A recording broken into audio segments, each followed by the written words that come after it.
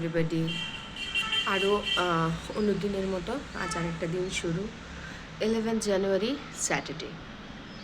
College যেতে হবে, but খুব খারাপ লাগছে। রিজন হচ্ছে আজ আমার রাসুর স্পোর্টস ডে। লাইফে প্রথমবারও স্পোর্টস মিট অ্যাটেন্ড করবে।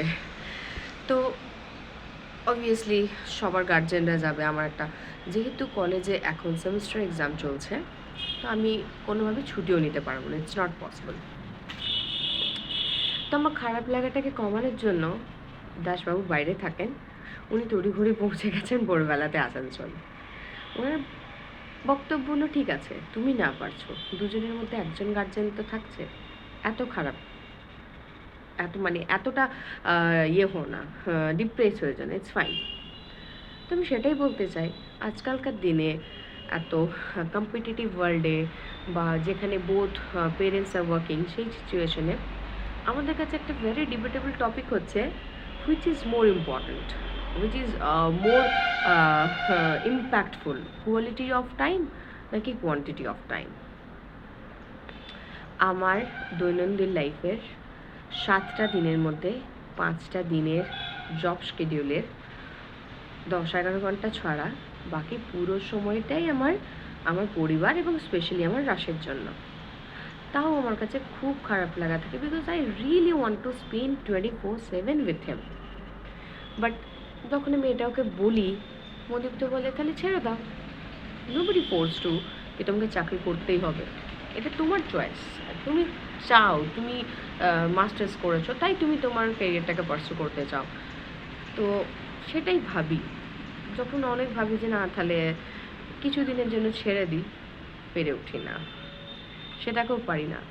লাইফে অনেকগুলো দিন পড়াশোনার সাথে সত্যি মনোযোগের সাথে করেছি। যাই হোক, মাস্টার্স অব্দি এগিয়েছি, ইচ্ছা করে না কেরিয়ারটাকেও কমপ্লিটলি স্যাক্রিফাইস করতে। আমার লাইফস্টাইলের সাথে দাঁড়িয়ে সত্যি আমি মানে কি বলবো, খুব মানে আমার কাছে আমার family is always always the most priority in my life. তো I was never very careeristic কি হ্যাঁ আমাকে এটা হতে হবে, ঠিক আছে অবভিয়াসলি আমাকে হতে হবে, করতে হবে, but first is my family, so my Rasu. তো এটাই হচ্ছে ম্যাটার। বাট জীবনের একটা এমন ইয়েতে আছি, মানে ডিলেমাতে, যেখানে আমাকে কোয়ান্টিটি অফ টাইমের থেকে কোয়ালিটি অফ টাইমটাকে মেনে নিতে হয়, যেখানে জব শিডিউলের সপ্তাহে 5 দিনের 10-11 ঘন্টা ছাড়া বাকিটা সব ওর জন্য। তাই আজকের একটা এত আনন্দের দিনে আমি ওর সাথে থাকতে পারলাম না স্পোর্টস মিটে। বলা বাহুল্য যে ওর ঠাকুমা, দাদু, বাবা, দাদু, দিদামা বাড়ির সবাই অ্যাটেন্ড করবে, যেটা হয়তো অনেক বাচ্চার ক্ষেত্রে করবে না। বাট কোথাও না কোথাও I am not feeling very good. তো এটাই আর কি, আমার কাছে এটাই জানা যে সত্যি কোনটা very important, quality of time নাকি যেটুকুনি সময়টা পাচ্ছি সেটা আমি এটাকে ভালো করে এনজয় করবো সেইটা, নাকি কোয়ান্টিটি অফ টাইম যতক্ষণ থাকবো ততটাই।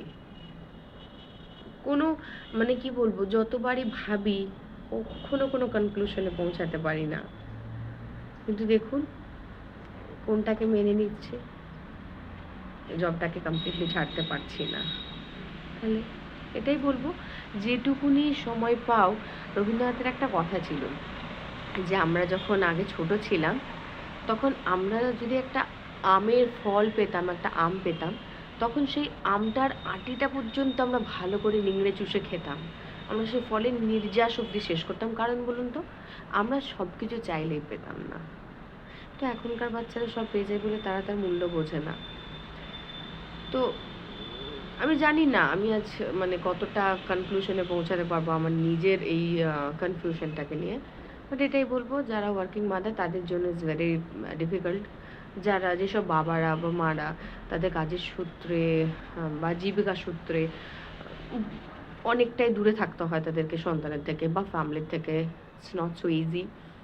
ওটাই এই মুহূর্তে দাঁড়িয়ে I have to accept, even though I don't really want to accept the fact, quality of time জিতে যাচ্ছে কোয়ান্টিটি অফ টাইমের থেকে।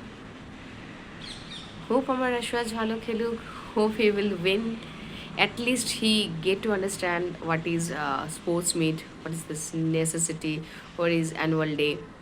Hardly he is 3 years, probably he would probably understand, but hopefully. So best of luck for him, and আমার ব্লগটা এখানে শেষ করবো, otherwise I miss my bus. Bye bye.